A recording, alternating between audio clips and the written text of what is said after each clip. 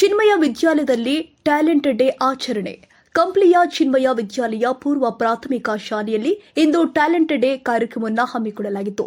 ಕಾರ್ಯಕ್ರಮಕ್ಕೆ ಪುರಸಭಾ ಸದಸ್ಯ ಸುದರ್ಶನ್ ರೆಡ್ಡಿ, ಡಾಕ್ಟರ್ ಭರತ್ ಪದ್ಮಸಾಲಿ ಹಾಗೂ ಡಾಕ್ಟರ್ ಕಲ್ಪನಾ ಅವರು ಚಾಲನೆ ಕೊಟ್ಟಿದ್ದಾರೆ.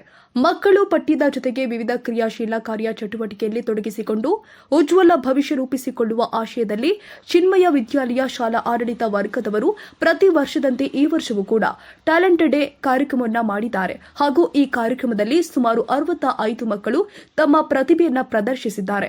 ಇನ್ನು ಕಾರ್ಯಕ್ರಮದಲ್ಲಿ ಶಾಲಾ ಮುಖ್ಯ ಗುರುಗಳು ಆದ ಆರತಿ, ಸುಜಾತ ಹಾಗೂ ಶಿಕ್ಷಕಿಯರು ಆದ ಗೀತಾ, ಜ್ಯೋತಿ, ಸವಿತಾ, ಸಂಗೀತ, ಶ್ರುತಿ ಹಾಗೂ ಸಹ ಶಿಕ್ಷಕಿಯರು ಮತ್ತು ವಿದ್ಯಾರ್ಥಿಗಳು ಪಾಲ್ಗೊಂಡಿದ್ದರು. ರಘುವೀರ್, ಸಿದ್ದಿ ಟಿವಿ, ಕಂಪ್ಲಿ.